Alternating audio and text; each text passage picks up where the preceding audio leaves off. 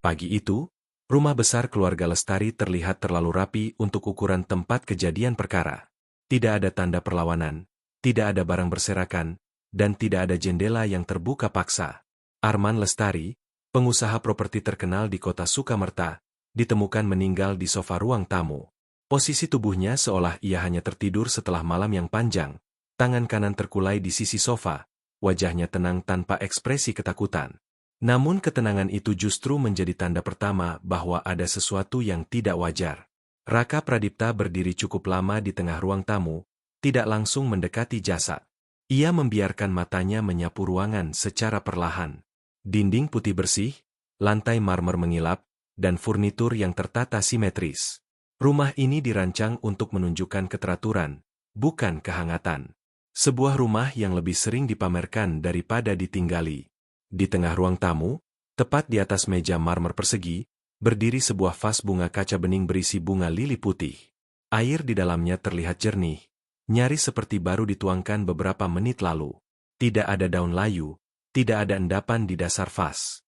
Raka melangkah mendekat, memperhatikan detail kecil yang sering diabaikan orang lain. Ia menyentuh sisi luar vas dengan ujung jarinya. Masih dingin. Airnya baru, gumamnya pelan, lebih kepada dirinya sendiri daripada kepada polisi yang mondar-mandir di belakangnya. Kompol Arif, yang berdiri di dekat pintu, mengangguk singkat ketika Raka menyampaikan temuannya.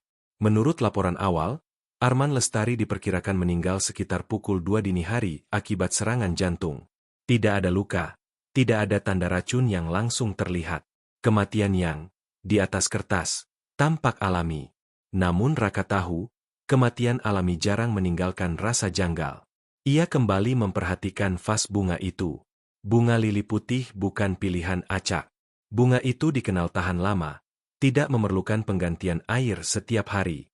Bahkan jika airnya dibiarkan 3 hari, bunganya masih akan tampak segar. Tapi di sini, airnya terlalu bersih, terlalu diperhatikan. Raka meminta izin untuk memeriksa catatan rumah. Dari keterangan awal, terungkap fakta aneh. Air vas bunga ini selalu diganti setiap malam, tetapi bukan oleh satu orang yang sama. Kadang oleh asisten rumah tangga, kadang oleh istri korban, dan pada beberapa malam, dilakukan oleh anak korban sendiri. Tidak ada jadwal tetap, tidak ada alasan jelas. Kebiasaan itu terdengar sepele, bahkan konyol, jika berdiri sendiri. Namun bagi Raka, kebiasaan adalah bahasa jujur manusia. Orang bisa berbohong dengan kata-kata, tapi jarang berbohong dengan rutinitas. Ia mengelilingi meja, memperhatikan pantulan cahaya di air vas. Tidak ada sidik jari yang mencolok, karena kaca itu terlalu sering dibersihkan. Justru terlalu bersih, seolah-olah ada usaha untuk menghapus sesuatu yang seharusnya tertinggal. Raka kemudian menoleh ke arah sofa tempat Arman ditemukan. Jarak antara sofa dan meja vas hanya sekitar 1,5 meter. Jarak yang cukup dekat untuk dijangkau seseorang tanpa harus berdiri. Di benaknya, sebuah pertanyaan mulai terbentuk, bukan tentang bagaimana Arman mati, tetapi mengapa seseorang begitu peduli pada vas bunga itu, setiap malam, dengan orang yang berbeda. Jika vas itu tidak penting, mengapa disentuh bergantian? Jika penting, mengapa tidak satu orang saja yang bertanggung jawab? Raka menyadari satu hal penting, vas bunga ini bukan hiasan. Ia adalah bagian dari mekanisme. Sebuah alat yang tampak tidak berbahaya, berada di tempat paling terlihat, namun justru luput dari kecurigaan. Ia menegakkan tubuhnya dan menatap ruangan sekali lagi. Rumah ini menyimpan rahasia yang tidak disembunyikan, tetapi dipamerkan. Dan seperti semua rahasia terbaik, jawabannya berdiri di tengah ruangan, menunggu untuk disadari. Sementara polisi masih mencari penyebab kematian dari sisi medis, Raka tahu bahwa kunci kasus ini berada di air yang terlalu bersih untuk sebuah vas bunga biasa. Dan ini baru permulaan. Pola yang terlalu rapi untuk disebut kebetulan. Raka tidak terburu-buru meninggalkan rumah keluarga Lestari. Setelah jasad Arman dibawa untuk autopsi, ruang tamu itu berubah dari tempat kematian menjadi ruang pengamatan. Ia tahu, jawaban seringkali muncul ketika semua orang menganggap penyelidikan sudah selesai. Ia meminta catatan aktivitas rumah selama 2 minggu terakhir. Dari rekaman kamera keamanan dan keterangan penghuni, terbentuk sebuah pola yang awalnya tampak tidak berarti. Setiap malam, Sekitar pukul 11 hingga tengah malam, selalu ada seseorang yang mendekati meja ruang tamu. Tidak selalu orang yang sama. Tidak pernah pada jam yang persis sama. Malam Senin, Ratna mengganti air vas sebelum tidur. Malam Selasa, Maya melakukannya setelah menutup pintu dapur. Malam Rabu, Dimas terlihat berdiri sebentar di depan meja, lalu pergi. Malam Kamis, vas kembali diganti airnya oleh Ratna. Malam Jumat, Hendra Kusuma sempat rekam berada di ruang tamu lebih lama dari biasanya. Tidak ada yang tampak mencurigakan jika dilihat terpisah. Namun Raka melihatnya sebagai satu rangkaian. Semua orang melakukannya, tetapi tidak ada yang mengaku bertanggung jawab. Raka memperhatikan satu detail penting dari rekaman itu. Setiap orang menggunakan cara berbeda. Ratna menuangkan air langsung dari keran dapur. Maya membawa air menggunakan teko kaca dari pantry. Dimas menggunakan botol minum miliknya. Hendra bahkan mengambil air dari dispenser galon. 4 sumber air. 4 kebiasaan. 1 vas bunga. Jika ini hanya soal bunga, 1 cara saja sudah cukup. Tidak ada alasan bagi banyak tangan untuk terlibat. Raka mulai menyusun kemungkinan lain. Ia membawa sampel air dari vas dan membandingkannya dengan sumber air di rumah. Hasil awal tidak menunjukkan zat berbahaya yang langsung terdeteksi. Namun ia tidak kecewa. Beberapa racun tidak bekerja cepat. Beberapa justru membutuhkan pengulangan kecil, dosis rendah, dan waktu. Ia kemudian memeriksa posisi vas setiap malam. Dari rekaman, vas itu selalu dikembalikan ke posisi yang sama, sedikit miring ke kiri, menghadap ke sofa. Posisi yang memungkinkan seseorang di sofa menjangkau dan menyentuhnya tanpa berdiri. Raka membayangkan Arman Lestari, seorang pria yang dikenal perfeksionis, duduk di sofa itu setiap malam sambil membaca laporan atau sekadar menatap ruang kosong. Ia pasti melihat vas itu. Mungkin menyentuhnya. Mungkin mencelupkan jarinya ke air untuk merapikan batang bunga. Kebiasaan kecil yang tidak disadari sebagai kebiasaan berbahaya. Ia lalu mengalihkan perhatiannya ke orang-orang di sekitar Arman. Maya terlihat berduka. Namun keteraturannya tidak goyah. Ratna terlalu patuh, seolah takut salah langkah. Dimas lebih sering menghindari ruang tamu setelah kematian ayahnya. Dan Hendra, rekan bisnis yang tampak paling kooperatif, justru terlalu sering muncul dalam rekaman malam. Namun Raka tidak tertarik pada siapa yang paling sering berada di dekat vas.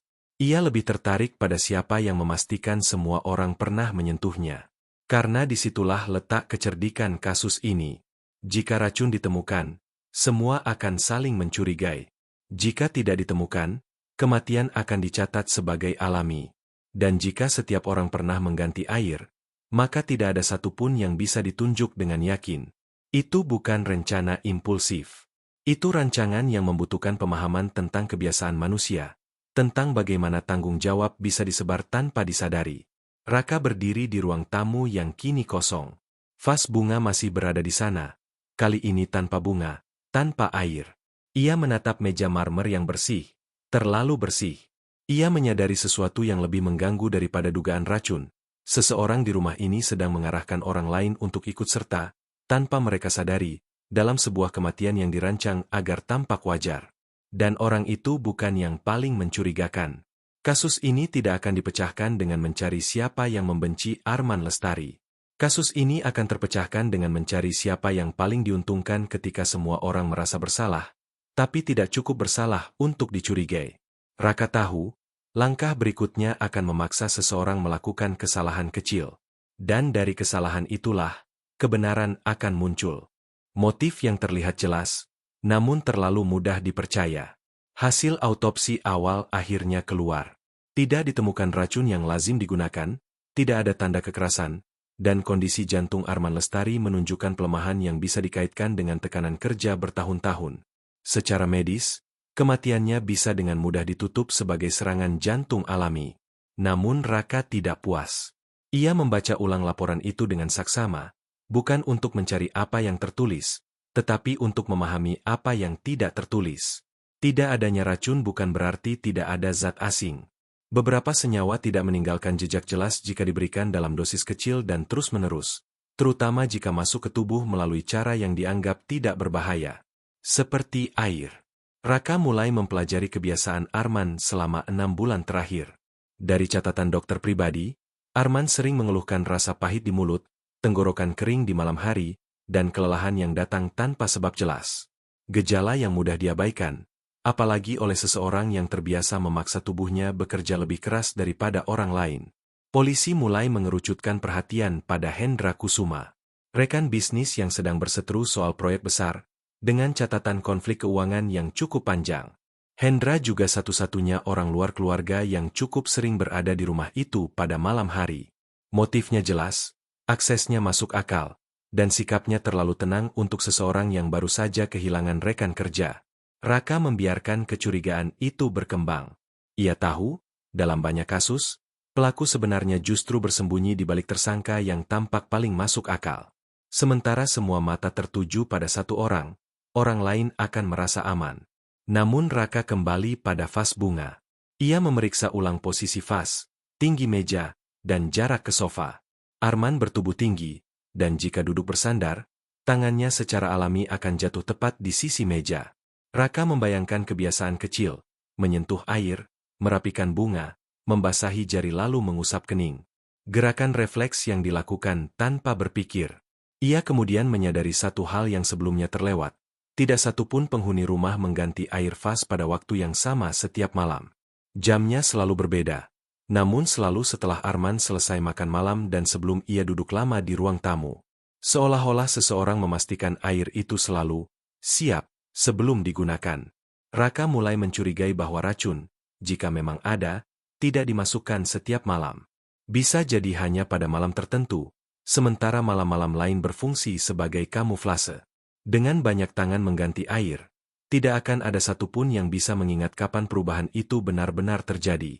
Ia lalu memeriksa satu detail kecil dari dapur, botol cairan pembersih bunga yang biasa digunakan Ratna. Botol itu tidak mengandung racun, hanya nutrisi standar. Namun botol itu sering dipindahkan dari rak aslinya, seolah-olah pernah dibuka oleh orang lain. Seseorang yang ingin menambahkan sesuatu, lalu mengembalikannya ke tempat semula.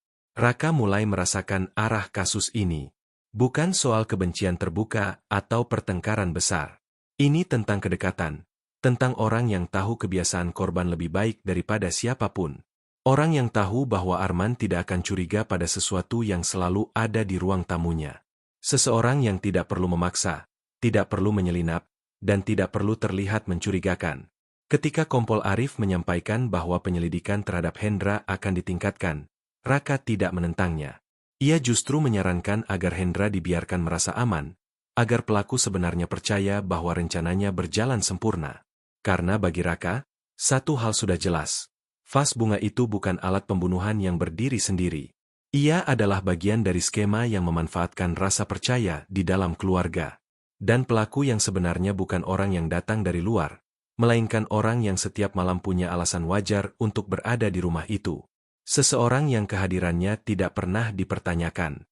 Kesalahan kecil yang terlalu manusiawi. Raka tahu bahwa rencana yang cerdas hampir selalu runtuh oleh satu hal sederhana, kebiasaan. Bukan kebiasaan korban, melainkan kebiasaan pelaku setelah merasa aman. Semakin lama seseorang percaya dirinya tak akan dicurigai, semakin longgar ia menjaga detail. Ia kembali meneliti rekaman malam terakhir sebelum Arman meninggal.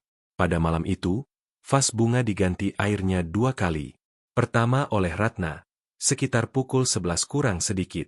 Kedua oleh seseorang lain, hampir 1 jam kemudian. Kamera tidak menangkap wajahnya dengan jelas, tetapi posturnya dikenal Raka.